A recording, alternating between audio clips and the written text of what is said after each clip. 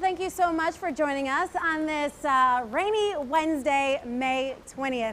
You know, the saying is April showers bring May flowers, but I don't know what's happening with our seasons these days. So we're going to talk about that in just a minute. But first, I want to introduce you to everybody. Ed Matthews is in our weather garden where I think the rain is really coming down right now. Yeah, it is. How does it feel to be working at home? Megan Malaris, Stacy Spivey, and Taran Kirksey. Must be nice. I know. I'm not hating, I'm congratulating. All right, Taran Kirksey, let's start off with your forecast here because I can hear the rain in the weather garden. Yeah, you know, we have several bands of rain that will move in as we go through not only the rest of the day today, but as we go on into tonight and tomorrow as well. We have one band across the triad right now, and then we have another one quickly developing off to our south that will move in as we head through this afternoon on into this evening. So for today, on again and off again, rainfall with a few breaks here or there. Temperatures will struggle to make it into the mid 50s for most of us. We're starting out in the upper 40s to low 50s right now.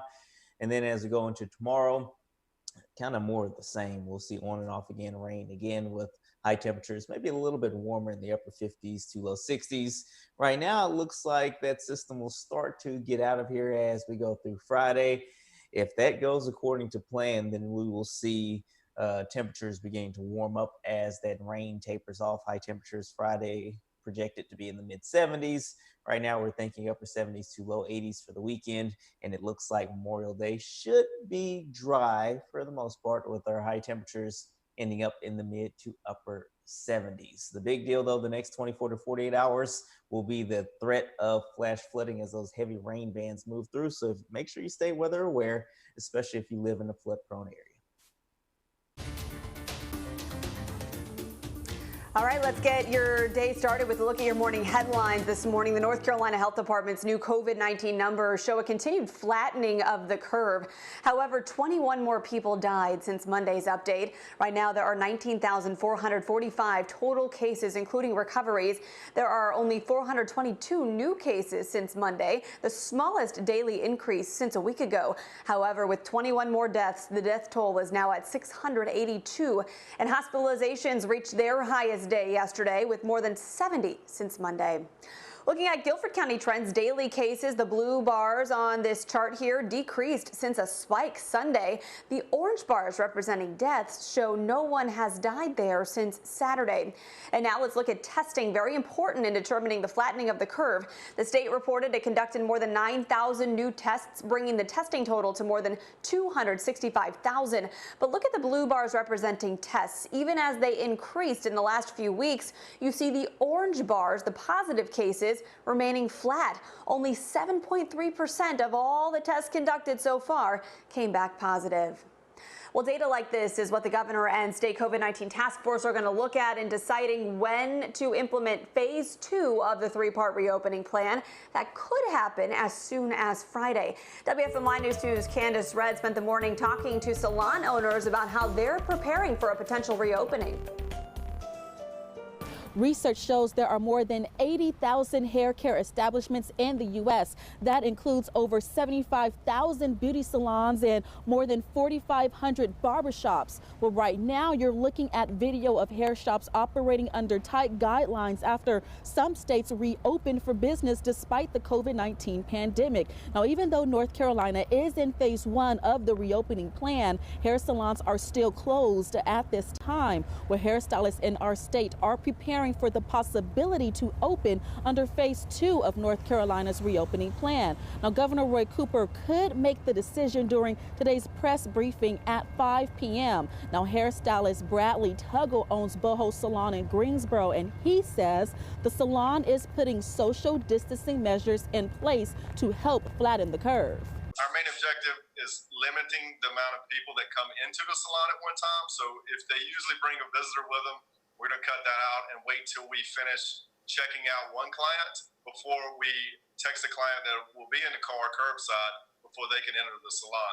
Some hair salons will practice other safety and health measures. That includes cleaning and disinfecting frequently, taking temperatures of both staff and clients, as well as removing non-essential items. We're talking about magazines or booklets or those pamphlets that you're probably used to reading when you are in the waiting area. But then again, some salons will actually have you now waiting in your car before entering the salon for the service. But for more details on this, all you have to do is visit our website. It's WFMYnews2.com.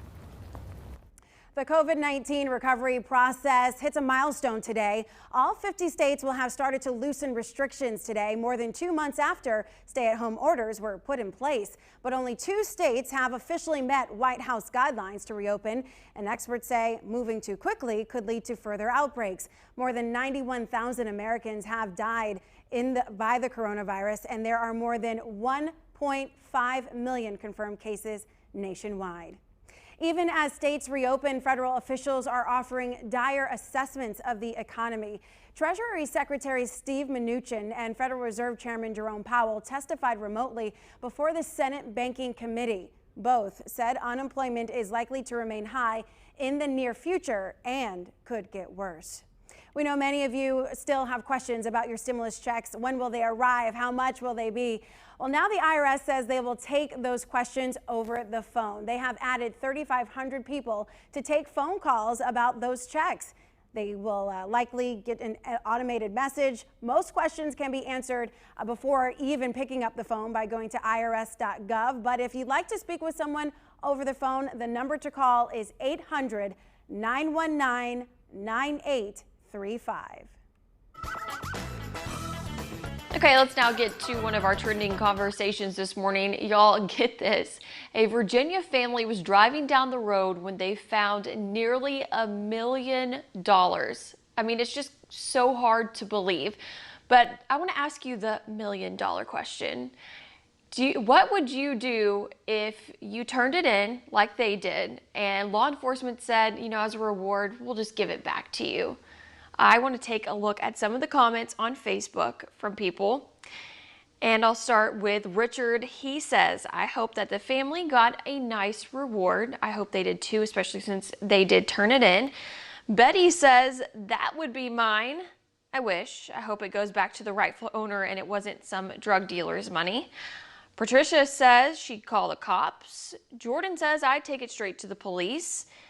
And the next comment says, not tell anybody. And then this is probably my favorite so far. Michael says, well, you dang sure wouldn't be talking about it on the news.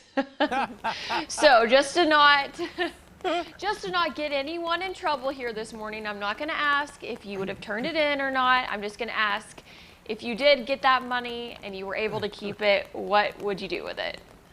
Well, I would spend some of it, right? $1 million is a lot. You know, I can make $100 stretch pretty far, so who knows what I could do with $1 million. But my responsible friends will turn to you first because I know that you have investment plans and saving plans, Taran.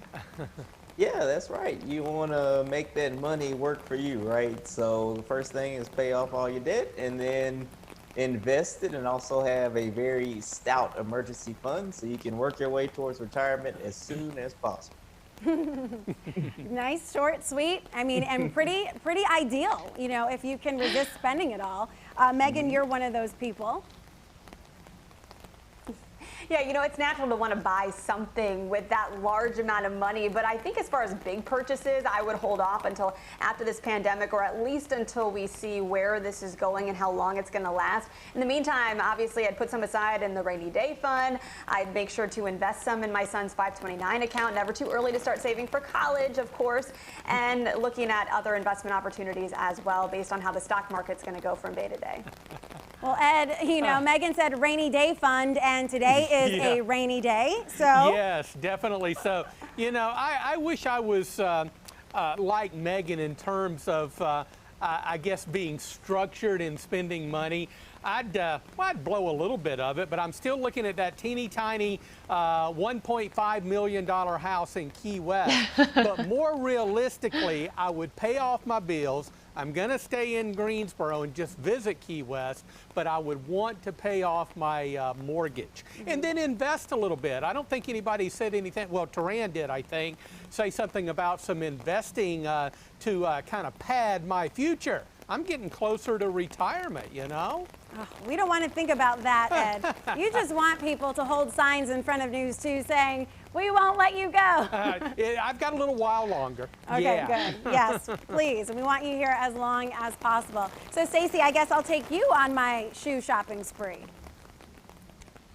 Yeah, I would definitely go with you. I would buy all the purses, all the clothes, a new car. We could go travel. Does a trip to Paris sound nice, Tracy? Oh, sounds boy. Awesome. Oh, you know what, Stacey, I knew we had a connection. I wasn't sure like how deep of a connection it was, but it is way deep, and I love it. All right, so again, you know, Ed said that he strives to be like Megan. I actually strive to be like Turan, because all of the things he says, they're life lessons. You know, don't spend your money all in one place. Save a little. You know, and so you know, you're just a smart guy, Turan, and every day I learn from you. So thanks for the advice.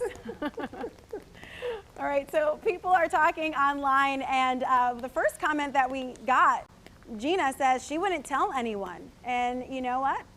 That is definitely an option. Edie says she would keep it.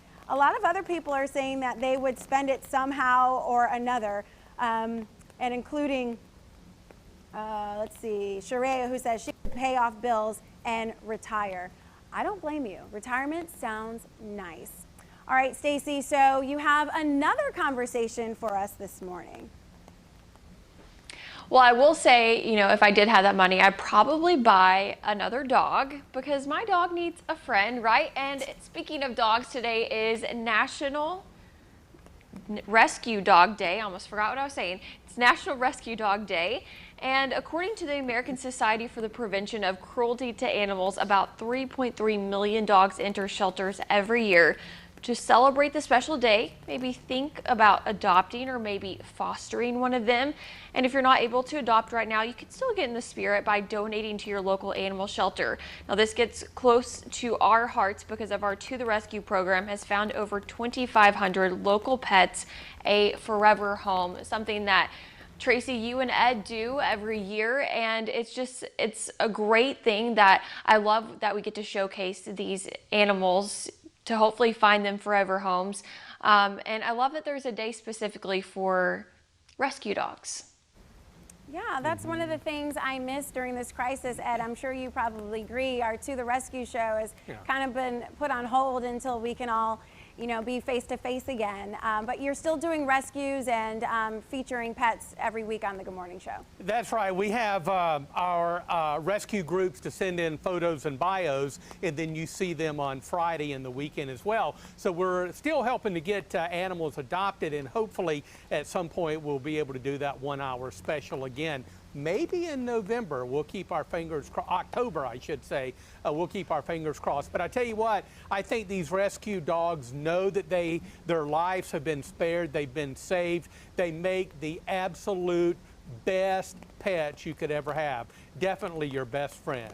Yeah, absolutely. You know, I know Megan and I rescued from the Guilford County Animal Shelter, but both cats though. But regardless, I mean, this is one of those, you know, it doesn't matter, dog, cat, bunny, they have everything there at the animal shelter. Just kind of taking another animal and rescuing them, it just means a lot, not only for our community, but for the animals. Right, Meg?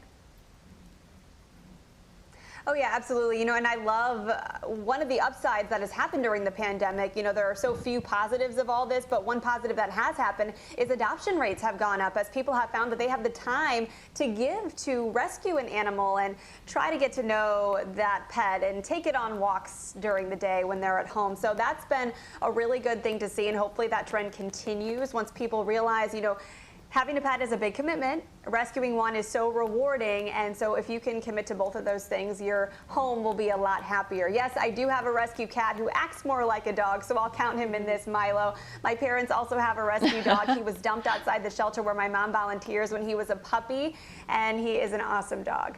Awesome. Now, Turan, I know you have two little doggies at home. Are they rescues? Yeah. Two rescue dogs, one from Mississippi, one from North Carolina, and as Ed said, they're definitely wonderful pets, and I love them dearly. They cost a lot of money though because of the vet bills and stuff, but that's okay. I still love them like they are my children. Now with two, do they fight over your attention or your affection? Well, it's funny because my wife and I actually talked about this. How you see just the different personalities. One of them is more chill and just wants to be left alone, and that's fine with me.